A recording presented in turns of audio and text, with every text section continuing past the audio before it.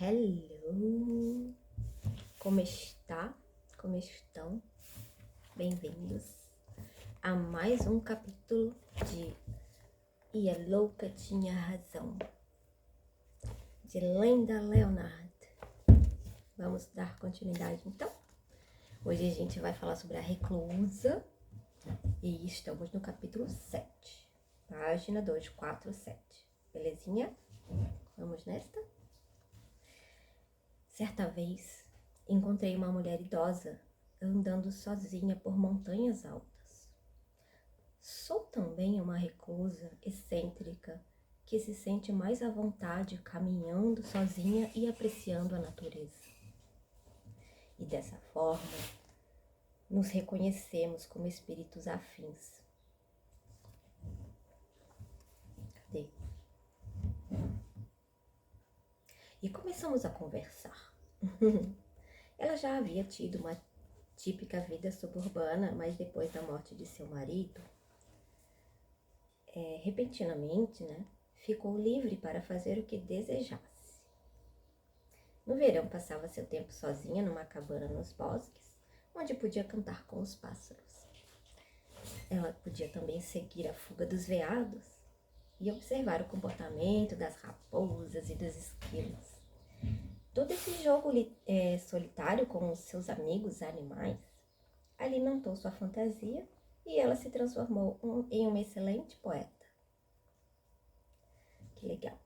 No entanto, seus antigos amigos a consideram um pouco esquisita. E algumas vezes ela se sentia desse jeito, principalmente quando comia sozinha em restaurantes em sua antiga vida, enquanto viajava para sua cabana no campo.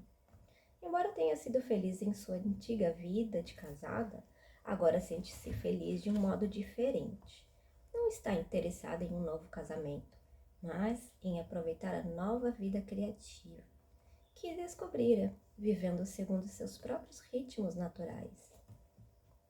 A pessoa solteira que vive de modo diferente das convenções da sociedade frequentemente é vista como digna de pena. Tratada com condescendência, marginalizada ou até mesmo considerada esquisita e louca por aqueles que levam uma vida convencional. Essas pessoas que ridicularizam a excêntrica solitária podem secretamente ter medo, pois o solitário rejeita e ameaça seu modo de vida estabelecido. A reclusa pode ter qualquer idade, uma adolescente talentosa, uma divorciada, uma pessoa que está saindo da crise da meia-idade, uma jovem que escolhe uma vida solitária, uma mulher solteira ou uma viúva. Mas, geralmente, essa projeção negativa ela é feita sobre as mulheres solteiras de meia-idade ou idosas. A mulher reclusa é frequentemente vista como louca. E, de fato, algumas pessoas isoladas que se fecham para a vida por medo, raiva, ressentimento ou paranoia são mentalmente perturbadas. A mulher idosa, louca, arquetípica, que vive em casas em ruínas com mais ou menos 40 gatos, tem suas correspondentes na vida real e na literatura, em solteironas como a senhorita Havisham, a personagem de Great Expectations, de Dickens, que se embala em seu quarto no sótão, ainda vestida de noiva, esperando pelo noivo que a abandonou. As mulheres solteiras normalmente sentem medo de se transformar numa solteirona. Outra figura da reclusa, na realidade e na ficção. No jogo infantil, receber a carta da solteirona significa ser um perdedor. Mesmo hoje, as mulheres solteiras recebem essa projeção negativa, que pode incluir uma suspeita de loucura ou de excentricidade. Um homem solteiro é visto como alguém livre para aproveitar a vida, enquanto uma mulher sem homem é vista como digna de pena. E aí? Algumas mulheres ainda se casam para evitar o estigma social da solteirona, mesmo que em seus corações preferissem sua independência, com certeza, muitos casos aí. Outras mulheres optam por permanecer solteiras porque o preferem ou porque não encontraram o companheiro certo. Ou alguém suficientemente aceitável, né? E não querem prender-se a um compromisso convencional. Outras ainda são deixadas de lado porque não se encaixam na imagem coletiva e são vistas como simples demais, ou alta demais, ou gordas demais, ou tímidas demais, e assim por diante. Entretanto, mesmo as mulheres casadas e felizes sentem falta de um tempo só delas e de espaço para criarem por si mesmas. Elas precisam de um espaço só delas. A suposição de que muitas mulheres solitárias são dignas de pena ou infelizes não é apenas condescendente, mas em geral também reflete o medo da solidão do homem, da mulher ou do casal que faz essa projeção. Ficar sozinha, perdida, não escolhida, abandonada ou rejeitada, e não ser capaz de lidar com a situação por si mesma, é um dos maiores medos das pessoas que realmente dão valor aos relacionamentos, ou que não desenvolveram uma vida interior rica, nem alcançaram a paz interior. Muitas pessoas projetam sua aversão de ficarem sozinhas sobre a mulher solteira e, desse modo, evitam encarar o desafio da solidão humana, algo que todos nós teremos que confrontar cedo ou tarde. A mulher que se sente solitária e que não está em paz com sua solidão, ela pode experimentar o aspecto negativo da reclusa, isolamento e paranoia. O escritor inglês Jenna Hess descreveu este aspecto da louca como a mulher que se sente só e rejeitada e que se ressente da piedade dos outros. É frequente que outras mulheres sejam seus juízes mais cruéis. No livro de Hess, Good Morning, Midnight, uma mulher que se aproxima dos 50 anos senta-se num café autoconsciente e sofrendo enquanto duas jovens riem dela. Ela expressa sua raiva, resmungando para si mesma. Olha que pesado. Não se incomode, para si mesma. Um dia, de repente, assim, quando você não estiver esperando, eu pegarei um martelo de dentro das dobras de minha capa escura e esmagarei seu pequeno crânio, como se fosse uma casca de ovo. Ela ficará esmagada, a casca de ovo, e eles escorrerão para fora. O sangue, o cérebro. Um dia, o lobo feroz que anda a meu lado saltará sobre você e arrancará suas entranhas abomináveis. Um dia. Terrível. Léa, uma mulher de 40 anos, ao contrário, identifica-se bastante com o aspecto positivo da reclusa. Vamos ver como é que é? Ela é uma mulher independente e criativa, que anseia pela solidão, que viveu mais tempos... Que anseia pela solidão e que viveu mais tempo sozinha do que casada. Léa passa dias seguidos sozinha, fazendo um trabalho criativo e divertindo-se com isso. Atinge com frequência estados de consciência estáticos, enquanto caminha, toca música, esquia ou lê. Sente-se feliz e elevada com a natureza e a arte. A vida reclusa lhe proporciona um espaço sagrado em que pode entrar e fazer um contato com seu eu mais profundo. É o lugar onde está em comunhão com a alma e encontra o espírito. Entretanto, como muitas mulheres reclusas, Léa às vezes se sente um pouco paranoide com relação a estar solteira. De vez em quando, se acha tão diferente que se sente desajeitada quando está perto dos casais, como se não fizesse parte da vida normal. Em alguns momentos, sua louca reclusa negativa a deixa enraivecida com a normalidade de suas amigas casadas e a isola ainda mais por medo de que as pessoas esperem muito dela. Às vezes fica sozinha para proteger-se do casamento codependente quando não sabe como regular sua energia. Seu comportamento recluso também fica negativo quando a impede de se abrir e pedir ajuda e faz que se feche e não compartilhe seus sentimentos. Entendi. As pessoas que não entendem a relação entre criatividade e solidão também consideram o retraimento de Leia como evidência de loucura. Sua autoconfiança frequente perturba os maridos de suas amigas, que a temem por ser uma mulher poderosa. Alguns maridos até mesmo a consideram uma má influência para suas esposas e temem que as mulheres possam ser tentadas por seu senso de independência. Como uma reclusa, Leia não gosta de ir a festas, principalmente porque quase sempre acha as conversas superficiais e um desperdício de tempo. Prefere ficar em casa e ler, mas quando sai e encontra uma pessoa interessante, pode conversar profundamente por horas e horas. A recuperação num programa de 12 passos a ajudou a se abrir e a encontrar um equilíbrio entre a comunhão com sua alma interior e seus relacionamentos exteriores. Num desses encontros, ouviu uma afirmação: você precisa fazê-lo por si mesma, mas não pode fazê-lo sozinha, que enfatiza a necessidade de manter a tensão paradoxal entre sua independência reclusa e sua necessidade de comunhão. Quando Leia precisa ser disciplinada para poder pintar em seu estúdio, para escrever ou estudar em sua escrivaninha, ou para praticar saxofone em sua sala de música, ela invoca mentalmente uma imagem positiva da reclusa.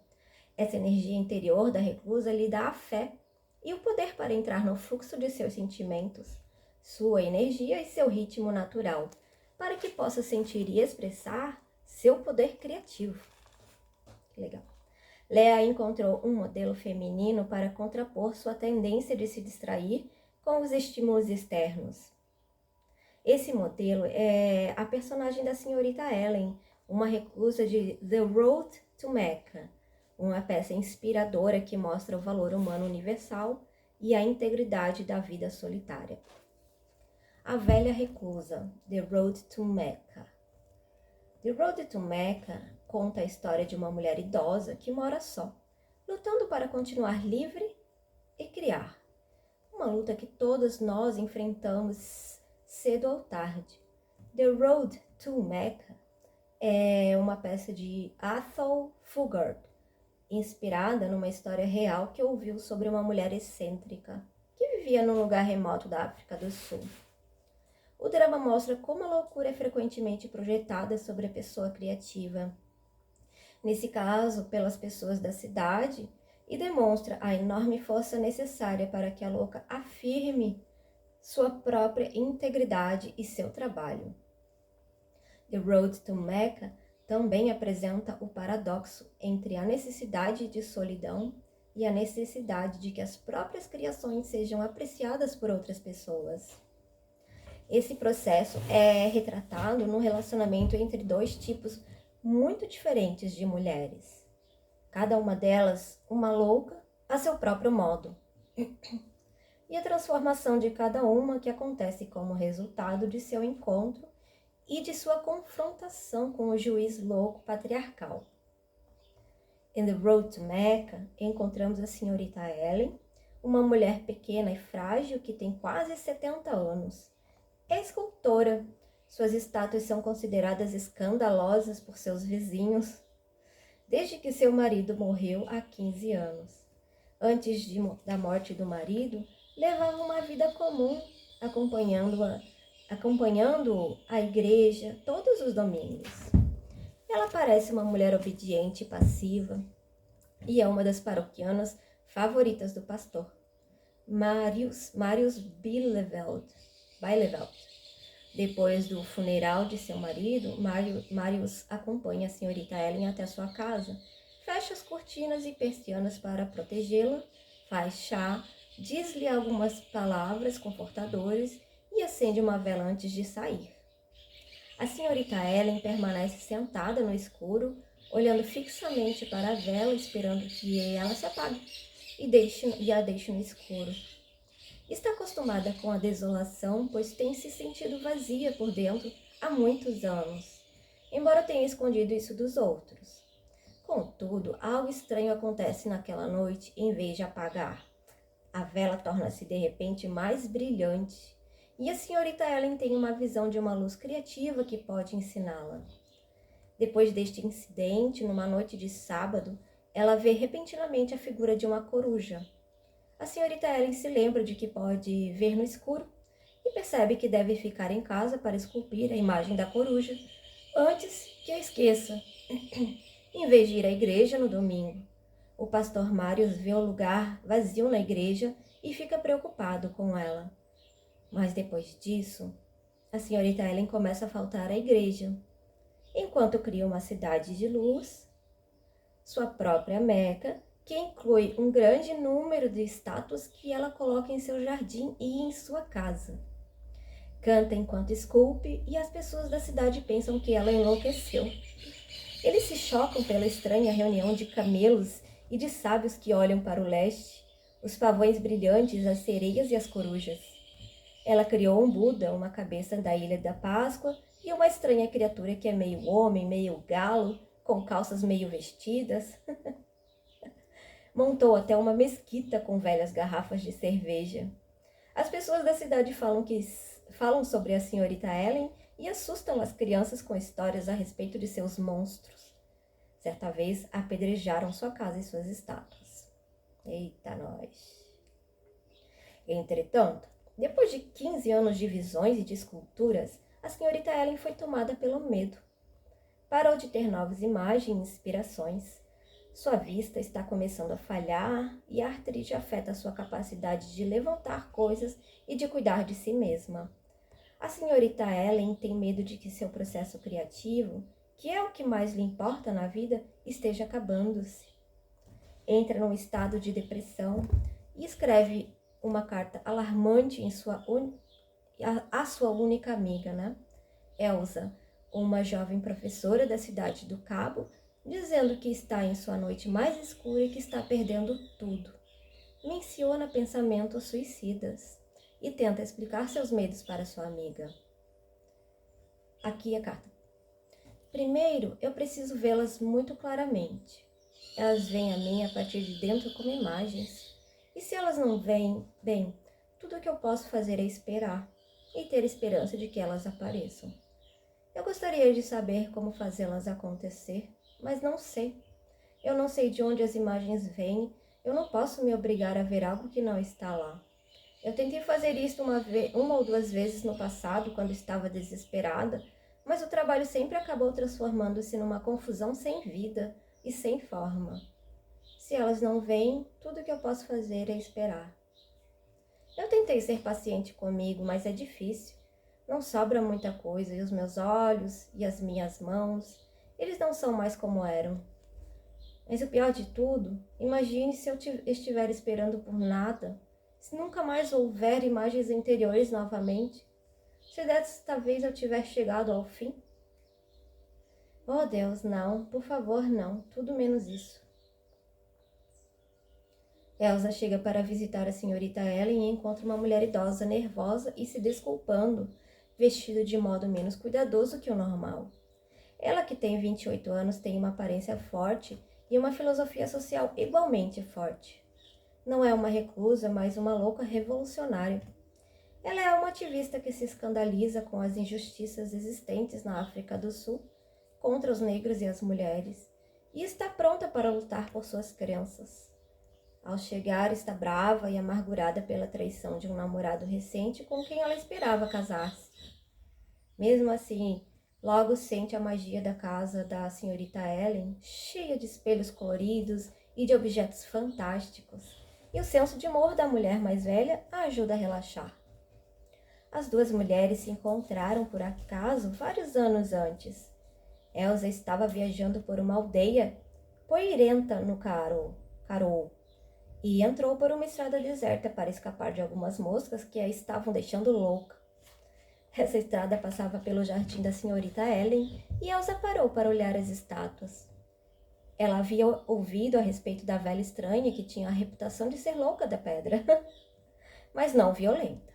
A senhorita Ellen estava consertando uma sereia no jardim e reparou no olhar surpreso da jovem. A senhorita Ellen lhe perguntou se conhecia o caminho para Meca. Elsa não sabia responder e então a senhorita Ellen apontou para o leste e a convidou para entrar e tomar chá. Quando começou a escurecer, a senhorita Ellen acendeu velas na sala, meio tímida no início, pois o espaço mágico de luz e cor era a expressão de seu eu mais íntimo. A senhorita Ellen estava acostumada com o olhar rude das pessoas da cidade, que consideravam sua casa feia, mas nunca mostrara para ninguém o interior de sua brilhante casa de fantasias. Os anos de ridículo como uma velha louca tinham cobrado seu preço. A senhorita Ellen não tinha conseguido criar nada durante 1 ano, mas sentiu-se orgulhosa quando viu os olhos de Elsa cheios de surpresa. Assim ela lhe disse: a luz é um milagre que mesmo o ser humano mais comum pode fazer. Nessa noite, depois de Elsa ter ido embora, imagens de novas estátuas para sua Meca inundaram sua mente. A senhorita Ellen ficou feliz e soube que podia trabalhar de novo. As 2 mulheres, uma jovem e uma velha, tornaram-se amigas rapidamente por meio do jogo criativo. Como diz a senhorita Ellen, eu confio em você, é por isso que minha menininha pode sair e brincar. Todas as portas estão completamente abertas. De fato, era normalmente a menininha da senhorita Ellen que saía primeiro para brincar e ajudava a série Elsa a divertir-se e a ser um pouco tola. Quando essas 2 mulheres brincavam juntas, o humor da velha louca se reunia à jovem ativista social para criar um maravilhoso relacionamento feminino. Porém, desta vez, Elsa não está fazendo uma visita para brincar, mas para descobrir o que está de errado com a senhorita Ellen. Finalmente, a mulher mais velha confessa que o conselho da igreja quer que ela se interne num asilo para idosos, pois os paroquianos temem que a senhorita Ellen não consiga mais cuidar de si mesma. Ela tem sofrido alguns acidentes, inclusive um incêndio grave em sua casa, por causa de sua visão fraca e da artrite em suas mãos. No início, Elsa se escandaliza com o fato de o conselho da igreja querer internar sua amiga num asilo religioso seguro para idosos, de modo que ela não seja mais parte do mundo.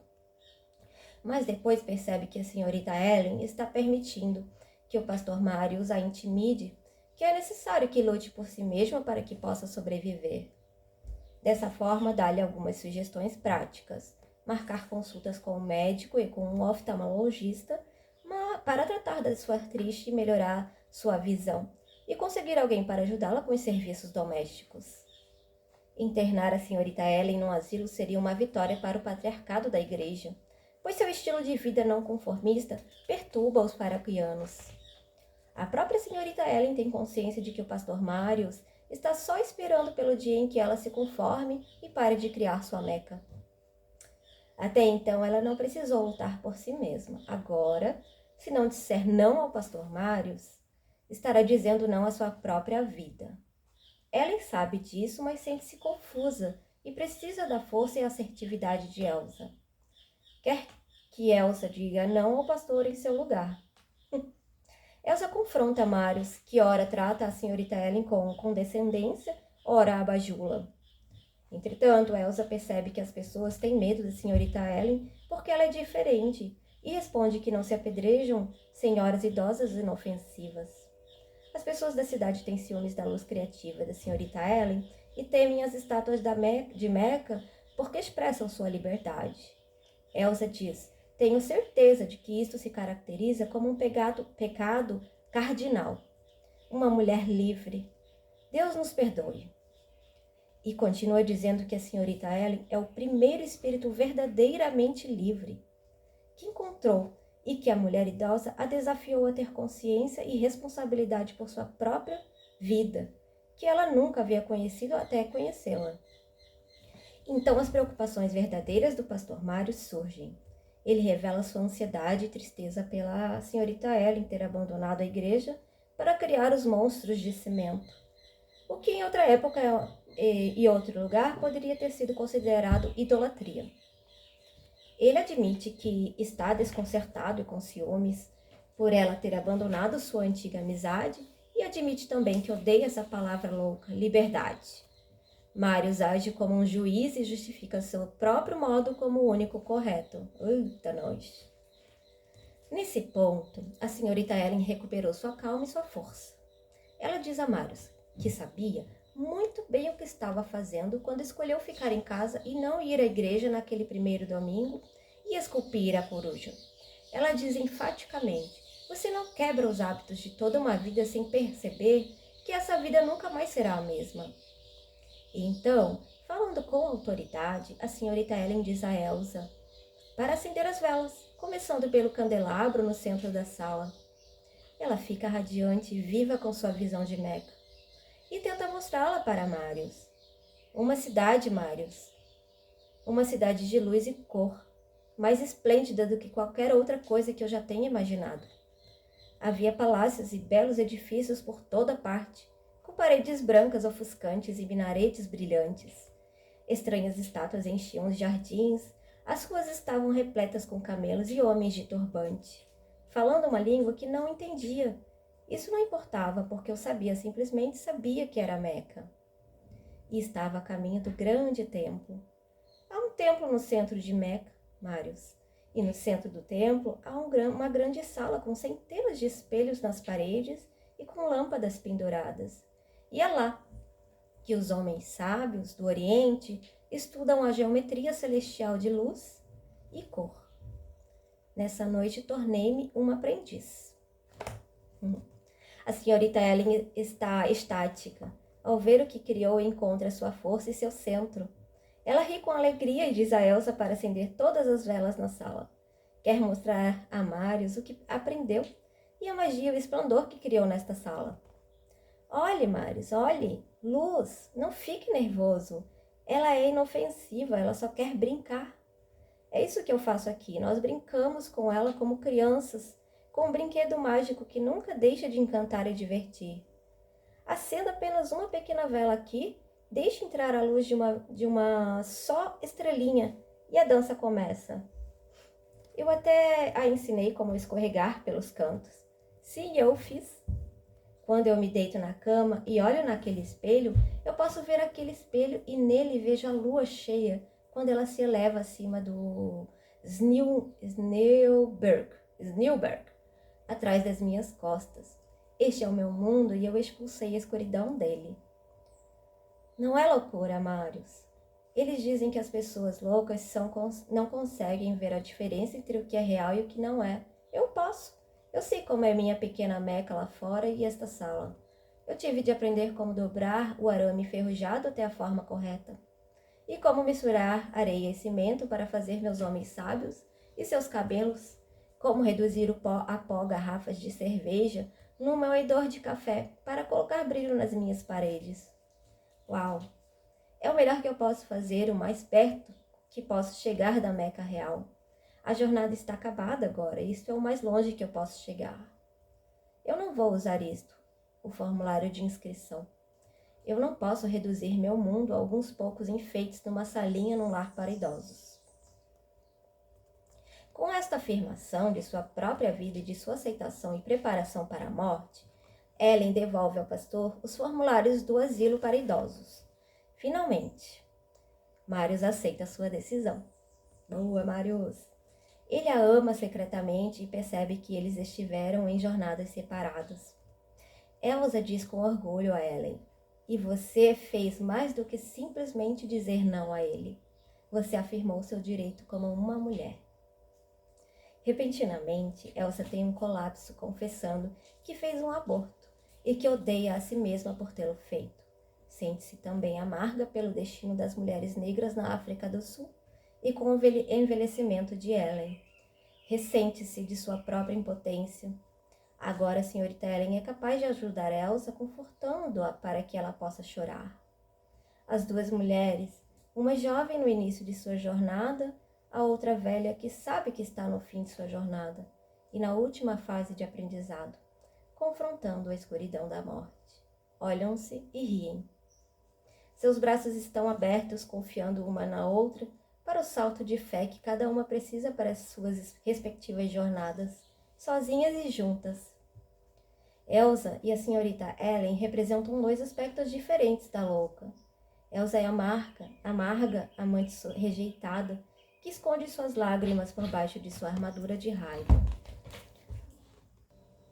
Precisei dar uma saidinha rápida, mas estou de volta. É bom que eu pauso aqui e aí ninguém sente que eu tô saindo, né? Tô adorando isso. Bom, voltando aqui, né? Nossa, tá emocionante esse capítulo pra mim. Acho que conheço pessoas e também já me senti muito como a louca reclusa. O lado positivo e o lado negativo também, né? Bom, vamos lá. Elsa e a senhorita Ellen representam dois aspectos diferentes da louca. Elsa é a amarga amante rejeitada, que esconde suas lágrimas por baixo de sua armadura de raiva, porque tem medo de mostrar sua vulnerabilidade. Ainda assim, sob a armadura existe uma menininha que quer brincar e que anseia por amor e aceitação pessoal. Elsa precisa incorporar a criatividade brincalhona e a vulnerabilidade da senhorita Ellen. Do mesmo modo como a gentil Ellen precisa afirmar sua autoassertividade e poder de luta que Elsa expressa tão facilmente. Elsa corporifica um aspecto revolucionário positivo da louca em sua revolta contra a injustiça social. A raiva da louca impulsionou muitas das reformas do início do movimento feminista e ainda é necessária para confrontar as desigualdades e o abuso psicológico, econômico e político. A energia reclusa da louca dentro da senhorita Ellen, com sua direção interior, afirma a liberdade de expressão criativa que frequentemente é a inspiração para a ação social. As formas complementares da energia da louca nas duas mulheres mostram o que pode acontecer no encontro admirável quando duas ou mais mulheres se reúnem. Que legal, cara. Na figura da senhorita Ellen, vemos a transformação da louca que aceita, afirma e expressa sua criatividade, mesmo que os outros zombem dela. Embora leve uma vida reclusa, não está separada do amor, como é evidente em seu relacionamento com Elsa. O que a separa dos outros são apenas as projeções negativas da loucura que a sociedade conformista em que vive coloca sobre ela. A senhorita Ellen escolheu conscientemente seu modo de vida, compreendendo que terá de sacrificar algumas coisas para ser livre e dar forma às suas criações. Para que suas visões se tornem reais, suas mãos dobram arames e misturam cimento para fazer as esculturas. Pela disciplina e pelo trabalho de dar forma às imagens que recebe, ela dá forma à realidade e transforma a humanidade, da qual Elsa é um exemplo, e cuja vida mudou completamente por meio da consciência e da responsabilidade, como resultado de seu encontro com a senhorita Ellen e de sua experiência de Meca. Meca simboliza um lugar sagrado no leste, um centro e o objetivo do praticante espiritual. Para a senhorita Ellen, representa o propósito de sua vida e a concretização de sua visão pessoal única. Uma criação de luz, cor e fantasia, que mesmo o ser humano mais comum pode fazer acontecer. Mas para criar sua Meca, a senhorita Ellen tem de ter a coragem de se desviar do modo de vida cristão convencional, aprovado pelas pessoas da cidade. Tem de viajar sozinha. Ela confia em si mesma, em suas visões e em seus sentimentos, e simboliza a mulher com a luz interior radiante do espírito feminino. A senhorita Ellen corporifica a loucura divina da vida criativa. Segundo Sócrates, as moscas da irradiação, as moscas da irritação, nos tiram de nossas vidas estáticas em busca de sentido. Realmente, Elsa foi em direção à casa de Ellen para escapar das moscas que a estavam deixando louca na cidade quente e poeirenta. Como resultado, sua vida muda quando encontra o primeiro espírito verdadeiramente livre de sua vida. Uma mulher mosca louca, que lhe diz todas as verdades por meio de sua arte. A reclusa é personificada pela senhorita Ellen, a sábia idosa dentro de todos nós, que afirma o valor da jornada da vida que cada um de nós tem de fazer por si mesmo. A passagem do nascimento para a morte. Do mesmo modo que a figura literária da senhorita Ellen, a bióloga e escritora reclusa Rachel Carson seguiu as indicações de seu espírito para transformar-se numa pioneira da preservação da vida em nosso planeta. Uou! Vamos a ela. Respeitando a natureza, Rachel Carson. Pera, deixa eu arrumar aqui. Ai. Aqui. Pera, só um pouquinho. Vamos que vamos. Respeitando a natureza, Rachel Carson. Rachel Carson foi uma reclusa que se transformou em revolucionária. Foi também uma visionária. Era chamada por alguns de freira da natureza. Eita! E lutou contra o envenenamento da terra por meio de seu livro pioneiro Silent Spring. Já em 1962, enfatizava uma abordagem ecológica da vida. Expunha o modo como os pesticidas e outros agentes tóxicos destroem a natureza e a própria comida que comemos. Rachel Carson assumiu sozinha uma batalha contra a indústria química. E isso viria a mudar o curso da história. Esta mulher tímida, que amava a solidão da natureza, foi atacada maldosamente por oponentes furiosos que diziam que ela era uma mulher histérica, com tendências a explosões emocionais. Foi acusada de assustar o público ao usar palavras emocionalmente carregadas que apagavam a controvérsia. Os adversários diziam que seu livro deveria ser ignorado, outros o consideravam uma bobagem. Até mesmo os especialistas em nutrição e em saúde pública das universidades e os horticultores a criticavam e a tratavam de modo condescendente. Rachel Carson era uma naturalista e uma poeta, uma pioneira do pensamento holístico e tinha consciência de que cada simples ato que fazemos afeta o todo. Preocupava-se com a preservação da terra viva, enxergava a manipulação brutal e sem sentido da natureza que um dia destruiria não apenas a beleza natural, mas toda a vida. Estava alarmada com a arrogância da humanidade em seus abusos do ambiente e dos seres vivos. Os amigos a descreviam como uma mulher digna e intensa, modesta e gentil, séria, mas com senso de humor. Ela não gostava de conversas superficiais. Estava sempre atenta, observadora, tranquila e reservada, e sentia-se em grande comunhão com o silêncio e a solidão grandiosos da natureza. Ela nasceu em 27 de maio de 1907 e cresceu na zona rural da Pensilvânia, perto de Pittsburgh. Adorava explorar os bosques e campos e brincar com os animais da fazenda. Era a mais nova de 3 filhos, uma criança solitária que gostava de estar nos bosques e nos riachos aprendendo com os pássaros, os insetos e as flores. Rachel disse que seu amor pela natureza foi um presente de sua mãe, que incentivava e compartilhava com ela a consciência da beleza e do mistério da natureza. Sua mãe a protegeu durante sua infância por causa de sua constituição física frágil e a fazia ficar em casa sem ir à escola quando ela lhe parecia doente. Sua mãe fora professora e a ensinava e lia para ela. Rachel amava os livros e mesmo quando era uma criança pequena já desejava ser escritora. Aos 10 anos ela ganhou um prêmio com um conto e aos 11 recebeu um pequeno cachê por um artigo sobre São Nicolas. São Nicolas?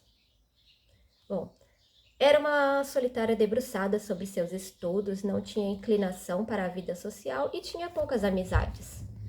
Contudo, seus colegas a respeitavam e os professores reconheciam e incentivavam seus talentos. Ganhou uma bolsa de estudos para uma faculdade feminina, que agora é o Chatham College, onde se graduou em literatura inglesa e escreveu para o jornal da escola. Também era fascinada por biologia e zoologia e estudou genética, recebendo o grau de mestre em zoologia na Johns Hopkins University. Mais tarde, lecionou em sua faculdade e na Universidade de Maryland. Passou muitos verões estudando no Woods Hole Marine Biological Laboratory, em Massachusetts.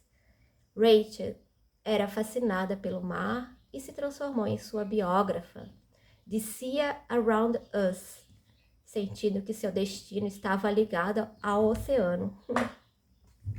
Desejava também ser uma poetisa, e mesmo que seus poemas fossem rejeitados pelos jornais, sua imaginação poética fundiu-se com sua paixão científica, formando uma combinação única que criou muitos livros belos sobre a natureza.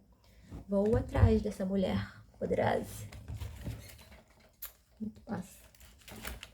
Ai, a doida Carol.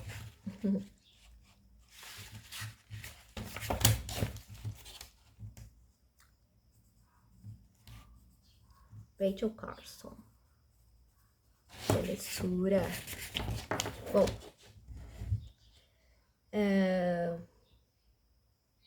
Mas seus primeiros escritos profissionais foram artigos para jornais e scripts para a rádio, para o Bureau of Fisheries, que a levaram ao emprego permanente como bióloga aquática. O pai de Rachel morreu repentinamente durante a depressão. Não a depressão dele, eu acho que é a depressão histórica. Não sei. Porque tá com um D maiúsculo. Ela estava com 20 e poucos anos e precisou sustentar sua mãe e a si mesma. Caramba! No ano seguinte, quando sua irmã morreu, assumiu a criação de 2 sobrinhas pequenas. My gosh! Under Sea. Seu primeiro ensaio, conhecido por todo o país, foi publicado por The Atlantic Monthly em 1937. Rachel descrevia a vida misteriosa no oceano com uma série de belas imagens poéticas. Os editores pediram-lhe para escrever um livro e Under the Sea Wind foi publicado 3 anos depois. O personagem central do livro era o próprio mar, que tinha o poder de vida e morte sobre cada um de seus habitantes. Ela descreveu as interconexões entre todas as criaturas vivas do mar e seu ritmo único, não mensurável pelo tempo de relógio humano. Under the Sea Wind é uma deliciosa descrição do oceano e de suas criaturas, mas vendeu poucos exemplares. Rachel percebeu, desapontada, que, com exceção de algum best-seller ocasional, escrever livros não era um modo de conseguir dinheiro. No entanto, escrever estava em seu sangue. Rachel sofreu com a clássica tensão da reclusa entre a alegria de se perder em seus escritos e as pressões do mundo prático. Ela escrevia tarde da noite e seus amados gatos eram seus companheiros e possivelmente suas musas. A solidão era um sacrifício necessário para a escritora. Rachel disse: na melhor das hipóteses, escrever é uma ocupação solitária. No trabalho real da criação, o escritor se separa de todos e confronta sozinho o seu assunto. Ele vai para um reino onde ele nunca esteve antes, onde talvez ninguém tenha estado. É um lugar solitário e até mesmo um pouco assustador. Nenhum escritor pode ficar parado. Ele continuou a criar ou sucumbe. Ele continua a criar ou sucumbe. Cada tarefa terminada carrega sua própria obrigação de seguir para algo novo. Uau! Mas para escrever, Rachel tinha de se retirar para minha caverna secreta. Apesar... Ai, que legal esse nome! Uau! Amazing, amazing! Apesar de sua dificuldade, o isolamento e a solidão tinham suas recompensas. Eles permitem que o escritor aprenda a ficar quieto e ouvir o que seu assunto quer lhe contar. Rachel precisava permitir que o assunto a preenchesse e assumisse o comando, no momento em que o verdadeiro ato de criação começa e em que se sente a real agonia de escrever. Envolvida pelo estágio sensível do processo de um livro, ela sempre tentava descobrir a unidade interior do livro, a batida de seu coração. A propensão natural da recusa ajuda nesse estado de determinação desesperada. A tortura de escrever que muitos escritores sentem conforme trabalham com um manuscrito. É frequente que os escritores passem por um processo criativo difícil e caótico. Rachel descreveu isso do seguinte modo: descobrir que venho tentando escrever por muito tempo o tipo errado de livro, e enquanto lidava com os corais e as árvores e com todo o resto, parecia pelo menos estar chegando ao tipo de tratamento que é certo para mim ao lidar com este tipo de assunto. O livro se transformou numa interpretação de 4 tipos de praias e outros capítulos simplesmente dão o contexto para isto. O verdadeiro coração do livro. A solução liberta meu estilo para ser ele próprio. A tentativa de escrever um capítulo sem estrutura, que era apenas uma pontinha de biografia depois da outra, estava me deixando louca. Rachel escrevia até tarde da noite, tendo seus autores favoritos por perto para inspirá-la. Conrad, Melville, Thoreau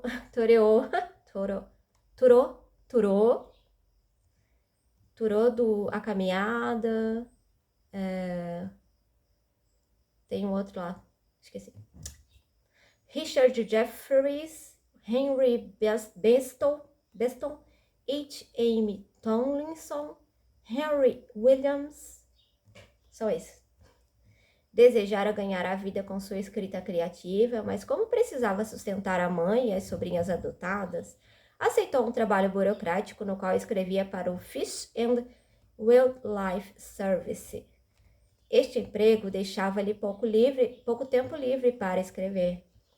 Ela foi uma das primeiras mulheres contratadas para um emprego que lhe conferia alto prestígio, em que ela fazia a maior parte do trabalho editorial e exigia muito de si mesma e de sua equipe de redatores, que trazia informação sobre a vida selvagem e a conservação, mas ela era conhecida também por seu senso de humor e suas piadas. Sua mãe fazia a maior parte das tarefas domésticas, deixando Rachel livre para frequentar reuniões intelectuais nas quais podia conversar sobre música, arte, literatura e as ideias que amava, com pessoas de mentalidade semelhante à sua, claro. Passava a maior parte de seu tempo livre caminhando e explorando santuários de vida selvagem. No verão de 1946, alugou uma casinha na beira de um rio no Maine. No verão amava tanto os sons e cheiros da solidão na natureza que colocou como meta comprar uma cabana num local selvagem, o que conseguiu 7 anos depois com o sucesso de Sea Around Us. Seus momentos emocionalmente mais intensos eram os que passava sozinha na natureza, quando lágrimas de êxtase e de assombro podiam correr livremente, evocadas por sua admiração dos mistérios e da vida selvagem. Sentia-se conectada física e espiritualmente com cada ser vivo, individual, e com a vasta conexão entreligada de todas as criaturas de seu ambiente. Tinha uma reverência pela vida e assombro pelo Criador e seu processo. Indignava-se com os que gostavam de matar seres vivos, o que, segundo ela, bloqueava o progresso da humanidade, concordo. Embora fosse uma reclusa, Rachel tinha muitos amigos humanos, todos unidos por seu amor à natureza. Uma de suas amigas era sua agente literária, Marie Hodel, que depois a acompanhou numa viagem ao fundo do mar para a pesquisa de Sea Around Us. Foi a primeira vez que se permitiu a presença de mulheres num navio de pesquisa do governo. Rachel aprendeu a mergulhar, mesmo não sendo uma nadadora experiente. Rachel Carson levou 3 anos para escrever de Sea Around Us, que foi publicado em 1950. Mas este livro contém os frutos do trabalho de toda a sua vida.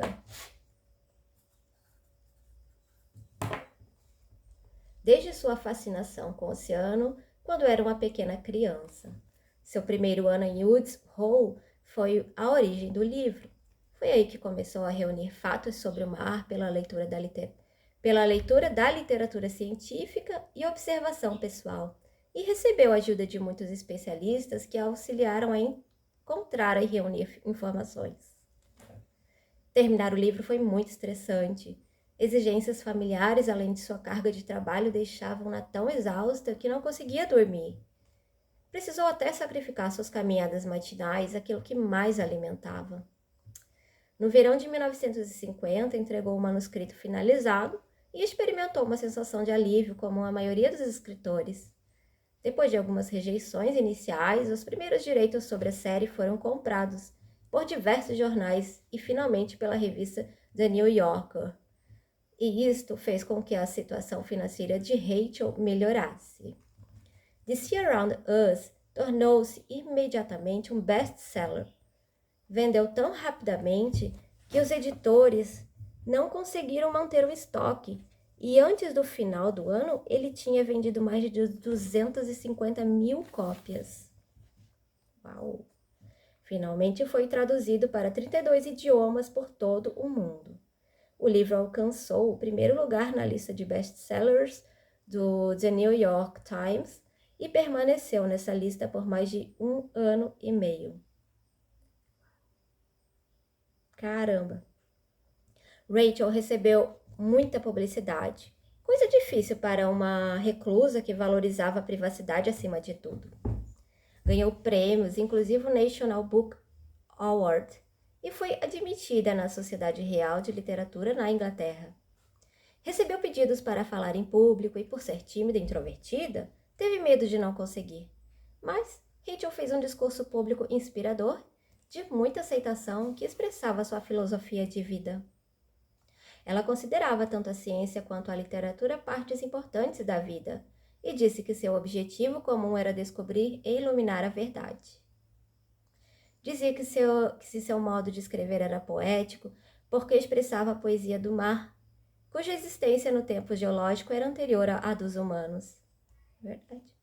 Ela sugeriu: talvez se revertermos o telescópio e olharmos para o homem por meio dessas lentes, possamos encontrar menos tempo e inclinação para planejar nossa própria destruição. Ela se encontrava ainda mais exausta por causa das viagens para divulgar o livro e dos convites para falar. Tinha dificuldade para lidar com a invasão de sua privacidade pelo público curioso com relação aos autores famosos. Sua foto não fora publicada na capa do livro e assim o público começou a projetar suas próprias ideias sobre ela. Frequentemente sua sombra, chamando-a de uma mulher muito gorda e repugnante, grisalha e venerável. Hollywood estava interessada no livro e a RKO comprou os direitos para fazer um documentário de longa-metragem que ganhou um Oscar. Mas apesar de seu sucesso, Rachel ficou desgostosa com o filme por causa dos numerosos erros científicos e das falsificações apresentadas.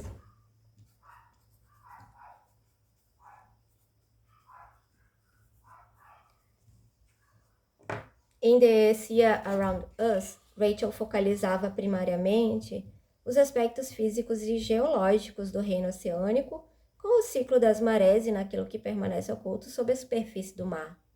No livro seguinte, The Edge of the Sea, publicado 5 anos depois, ela focalizou a beira-mar, sua origem e a sobrevivência da vida na beira do vasto mundo aquático.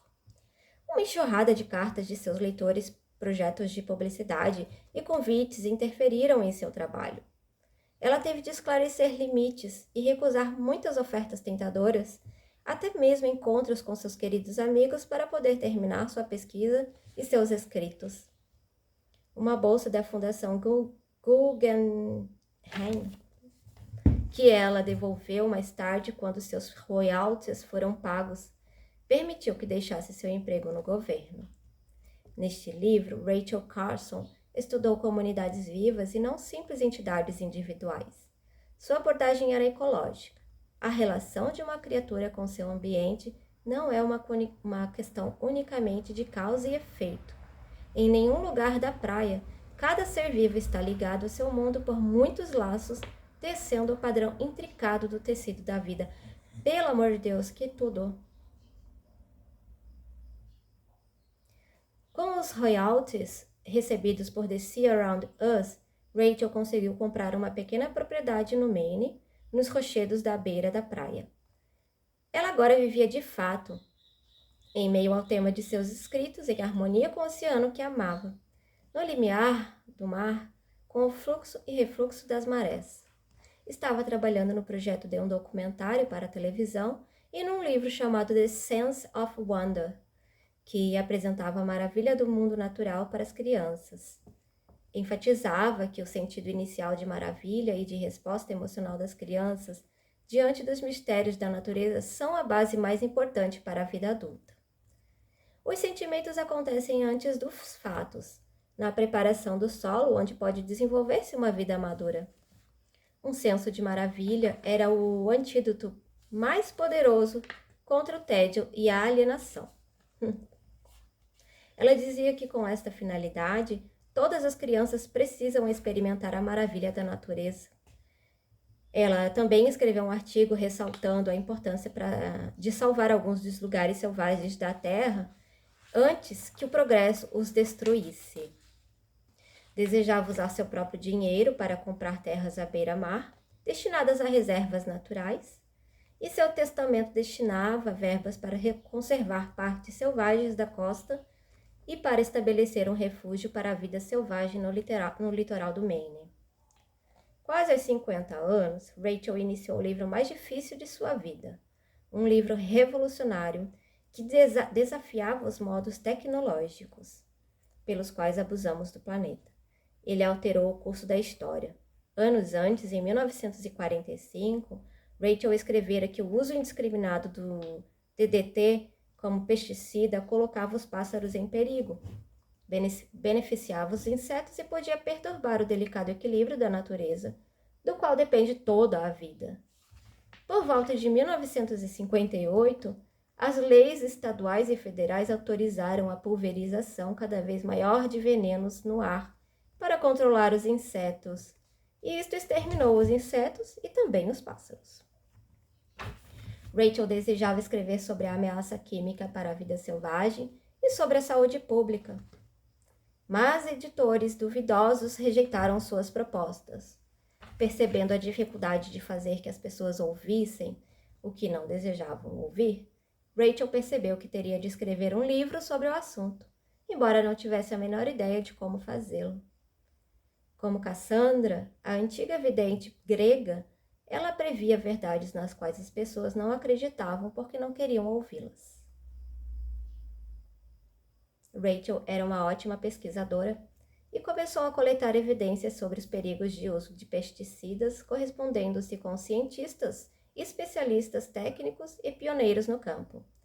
Ela fez uso da evidência acumulada a respeito da pulverização indiscriminada em Long Island, onde animais foram mortos e trabalhadores e crianças que brincavam intoxicadas. Descobriu 2 pontos de vista conflitantes na comunidade científica. Alguns cientistas anteviam os possíveis perigos e aconselhavam medidas preventivas, enquanto que os positivistas apegavam-se firmemente à sua crença de que a demonstração de destruição era necessária antes de qualquer ação. Rachel notou que muitas pessoas, especialmente os homens profissionais, ficavam incomodados em se opor a algo sem uma prova absoluta de seu perigo. Uma cegueira que vimos manifestando-se mais recentemente nas administrações Reagan e Bush, ao se oporem à regulamentação da poluição causada por empresas e indivíduos. Ela viu que a necessidade de justificativa absoluta, de estar certo, impedia a descoberta da verdade e podia contribuir inconscientemente para a destruição. Escandalizada com a danosa interferência humana na natureza, Rachel buscou a energia de sua louca interior para escrever um livro que fizesse o mundo estremecer e tomar consciência. A pessoa mais influente na vida de Rachel, sua mãe, morrera. Rachel herdara dela a natureza gentil e compassiva, que amava toda a vida, e também um ardente espírito de luta para combater o que julgava errado. Embora sua mãe não estivesse mais presente fisicamente, seu espírito feminino inspirava Rachel em sua cruzada para preservar a vida selvagem e a saúde humana, e para prevenir a perturbação da ecologia, que é a base de todos os seres vivos. Rachel apontava que as toxinas podiam causar danos ao fígado, ao sistema nervoso e a todas as células do corpo, levando assim ao câncer. Elas podiam afetar os bebês recém-nascidos por meio da placenta e do leite que bebiam, e podiam afetar as enzimas e a divisão normal das células, distorcendo padrões hereditários e lentamente envenenando todo o ecossistema. Ela delineou um caso bem embasado, aconselhando o senador a aprovar as leis sobre vida selvagem que estavam para ser votadas. Apesar das doenças que a acometiam e dos tratamentos que interferiam em seus escritos, câncer de mama, inflamação na íris que atrapalhava sua visão e infecções em seus joelhos e tornozelos que a mantiveram acamada, Rachel escrevia com a fúria de uma fêmea protegendo seus filhotes e terminou o livro que a tinha obcecado por quase 5 anos. Seu título era Silent Spring. Vou botar Spring. E primavera? Primavera silenciosa. Uma referência aos pássaros silenciados pela morte provocada pelas toxinas deve ser muito triste. Que simbolizavam o tema de todo o livro. Silent Spring foi publicado primeiro sob a forma da série de The New Yorker, na primavera de 1962, e causou sensação. Rachel Carson foi veementemente atacada por seus oponentes, óbvio, né? Como não? Alguns indivíduos, não indivíduos não, algumas indústrias químicas, a pessoa se desconcentra, é normal, tá, gente? Bom.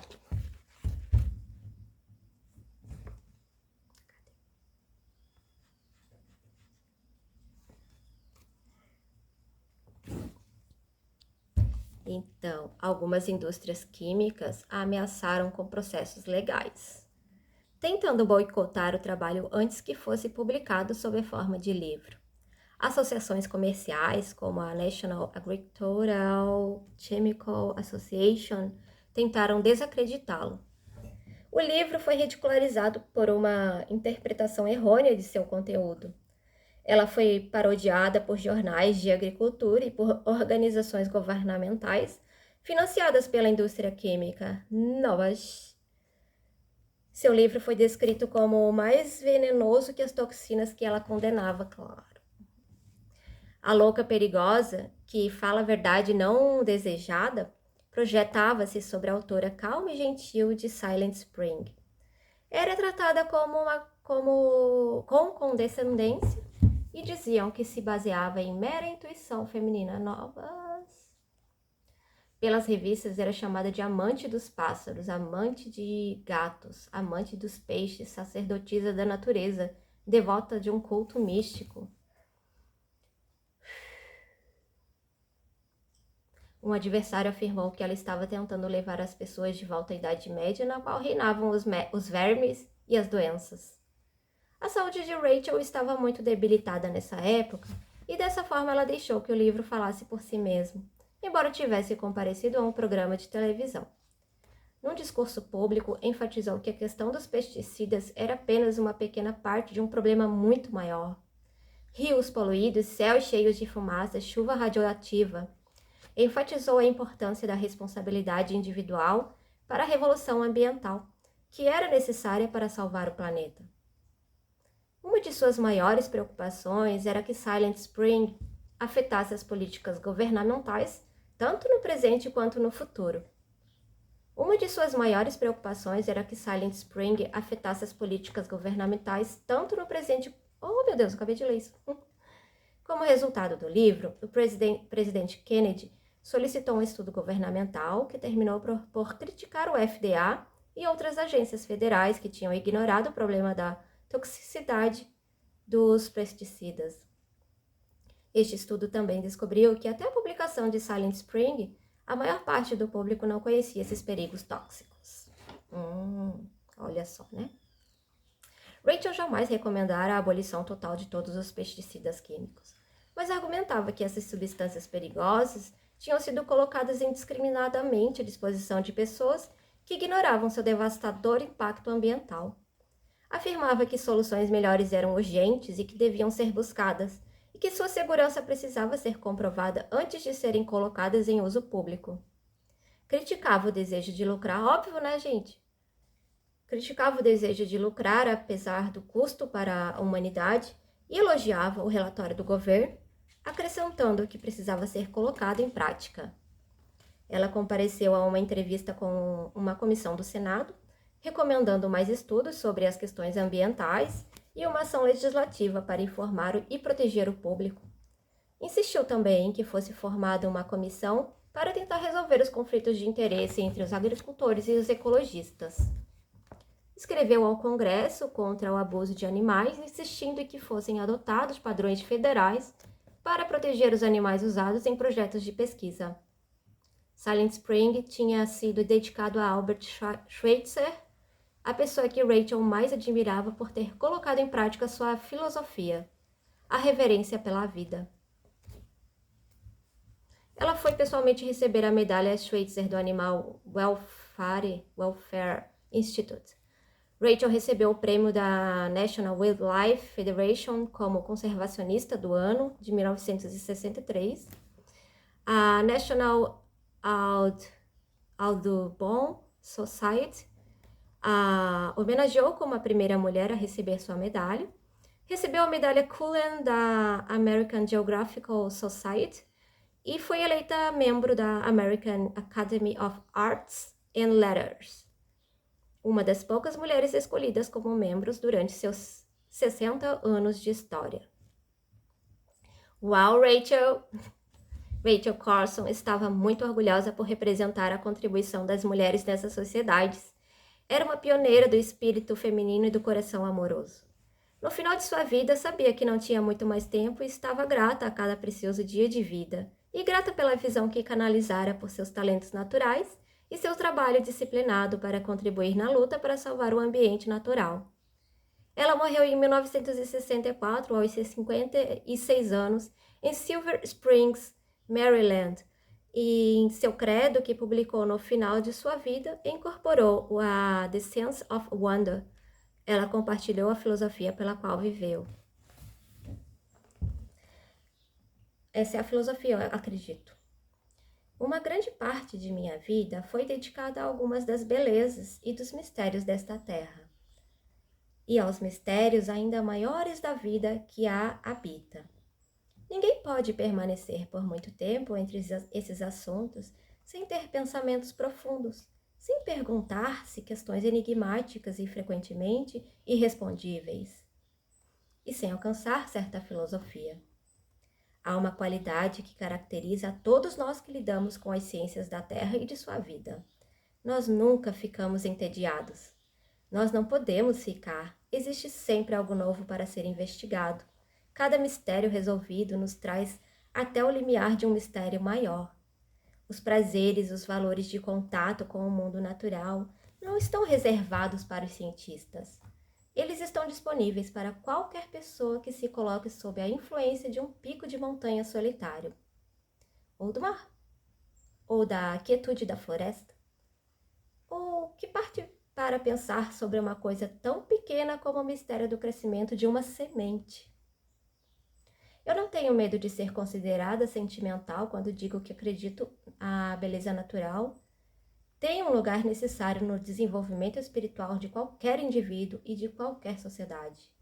Acredito que sempre destruímos a beleza, ou sempre que substituirmos um aspecto natural da Terra por algo artificial, feito pelo homem, retardamos algumas partes do crescimento espiritual do homem. Eu tive o privilégio de receber muitas cartas de pessoas que, como eu própria, têm sido reconfortadas e reafirmadas ao contemplar a longa história da terra e do mar e os significados mais profundos do mundo da natureza. Essas pessoas encontraram calma e coragem ao contemplar as maravilhosas belezas da terra. Pois existe uma beleza simbólica além da que está latente? Não, desculpa, gente. pois existe uma beleza simbólica além da beleza real na migração dos pássaros, no fluxo e refluxo das marés, no que está latente, mas pronto para a primavera. Existe algo infinitamente curador nesses repetidos ciclos da natureza, a certeza de que a aurora acontecerá depois da noite e a primavera depois do inverno. A humanidade foi muito longe dentro de um mundo artificial criado por ela mesma. Mas acredito que quanto mais claramente pudermos focar nossa atenção nas maravilhas e nas realidades do universo sobre nós, menos desejo de destruição teremos. Linda! Ganhou uma fã. Curando a reclusa. É essencial entender a diferença entre estar só e estar solitário, para que se possa realizar a passagem da reclusa, que é refém do isolamento, e da paranoia para a mulher, que valoriza a solidão e cresce com ela. A solidão é a base da vida espiritual e regenera a alma, quando é escolhida livremente. Ela tem muitos aspectos: gentileza, intensidade selvagem, introspecção e contemplação, êxtase, serenidade, admiração, uma energia divina silenciosa, paz interior e exterior. A solidão não nos remove do sofrimento.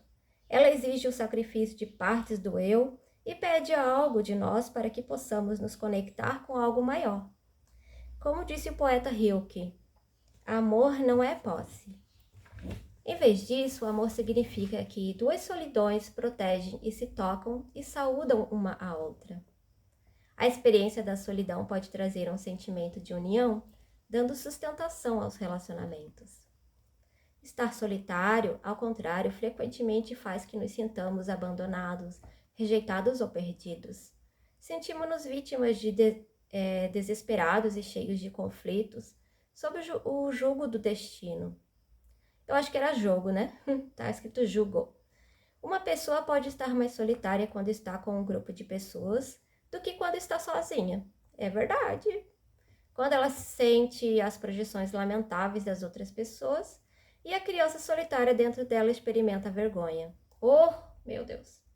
Entretanto, a solidão tem as sementes de sua própria cura.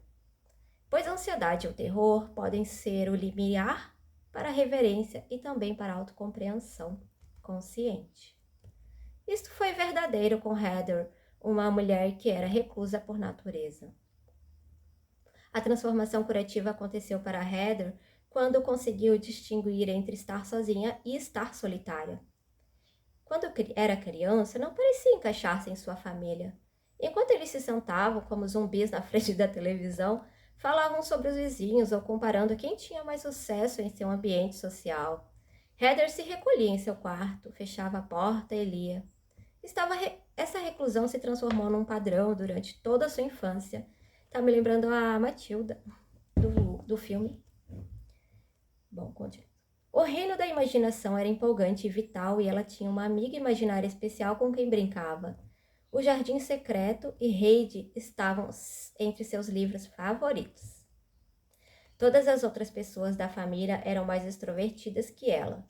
Não conseguiam entender seu comportamento e a criticavam por ser diferente. Eles não podiam enxergar porque ela não gostava das festas ou ficava mais envolvida com as atividades da igreja do que as outras meninas. Com frequência ficava consigo mesma, sozinha em seu quarto, lendo e pintando, ao ar livre e em contato com a natureza. Quando entrou na faculdade, teve de morar no dormitório por 1 ano e odiou isso. Ela ansiava por ter seu próprio apartamento. Heather começou a imaginar se não havia algo de errado com ela, por causa das críticas de seus pais e porque se sentia uma estranha na escola e na faculdade. Começou a sentir-se culpada por ser diferente. Algumas vezes sentia como se estivesse se escondendo, era frequente que se sentisse isolada. Começou a sentir-se muito solitária e algumas vezes envergonhava-se de seu estado solitário. Depois de se formar, morou por diversos anos com o namorado, mas quando o relacionamento terminou, mais uma vez desfrutou de morar sozinha numa pequena casa nas montanhas com seus gatos.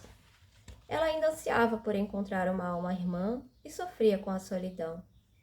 Tinha 30 anos e trabalhava duro em sua profissão, mas mesmo assim sentia-se julgada por seus pais e irmãos por ser solteira, e ressentia-se porque aos seus olhos era uma solteirona.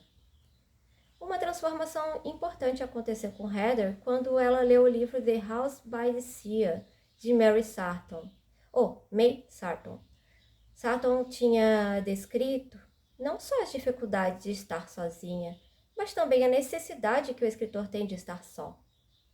Isto ajudou Heather a entender a diferença entre estar só e estar solitária, e a aceitar que sofrer com solidão pode ser uma parte essencial do processo criativo e o chamado para a individuação. Com esta mudança de atitude, pode-se valorizar a solidão, estar só e em paz consigo mesmo. A apreciação de Sarton com relação à solidão ajudou Heather a se sentir à vontade com quem ela era. Isso ajudou a compreender que sua tendência natural para a introversão e a reclusão não era doentia. Como temia, mas um dom raro e valioso que podia torná-la capaz de descobrir como poderia contribuir para a cura das pessoas e da sociedade.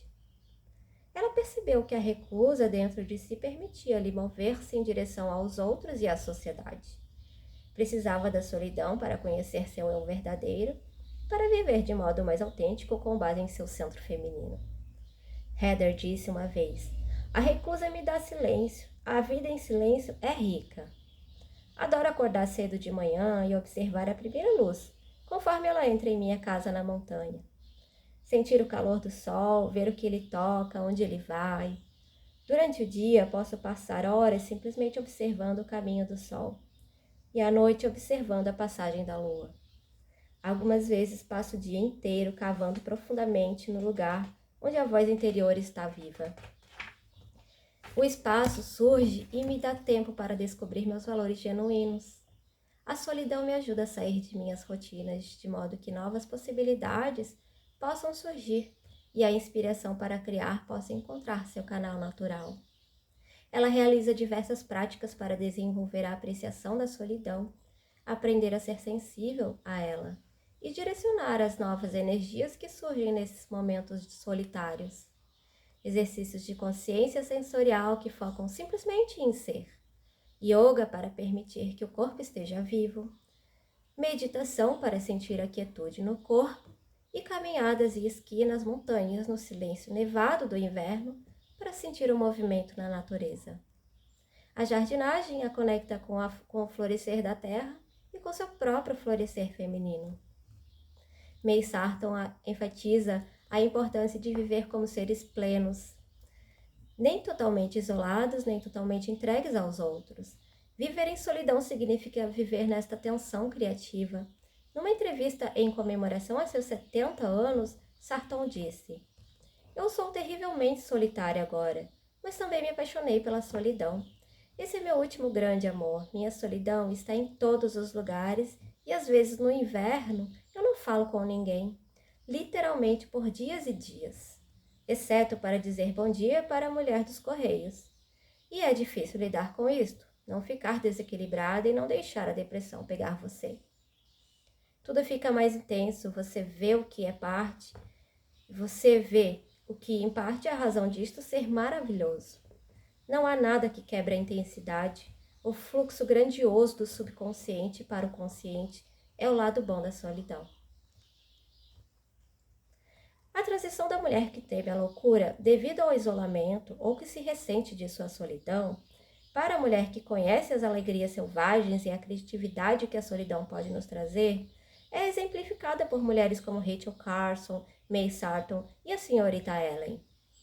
Essas 3 mulheres confrontaram o desespero da solidão existencial e deram um salto de fé para criar a luz com base na escuridão.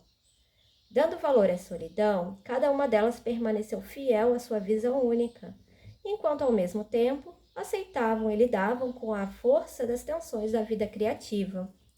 Cada um de nós está sozinho, em última instância, na grande passagem do início da vida até o momento em que teremos de encarar a morte. Estamos sozinhos diante do desconhecido quando criamos, e no final temos de encarar a morte por nós mesmos. Embora tenhamos famílias, a família, amigos, filhos e amores que nos acompanham em diversos estágios da jornada da vida, estamos sozinhos em cada momento em que tomamos uma decisão importante. É verdade. Apesar de muitas pessoas, na cultura ocidental, professarem a cristandade, tendemos a esquecer que Cristo carregou sozinho a cruz. Outras culturas têm rituais que reconhecem a tarefa essencial de encarar sozinho a criação. Por exemplo, a tribo Lakota enfatiza e respeita a importância de que cada pessoa realize sozinha sua jornada no caminho espiritual, que algumas vezes é chamado a Estrada Vermelha. Durante sua busca da visão, a comunidade apoia o iniciado pelas cerimônias na tenda de suor, enquanto ele faz as 4 paradas no caminho do lugar da visão, permanecendo sozinho durante 4 dias. Uau! E depois desce para compartilhar um novo conhecimento espiritual com a tribo. Na primeira parada, o iniciado abre mão dos apegos às posses materiais. Na segunda parada, desiste dos amigos. Na terceira, da família. E na quarta, deixa os vestígios remanescentes de sua identidade pessoal.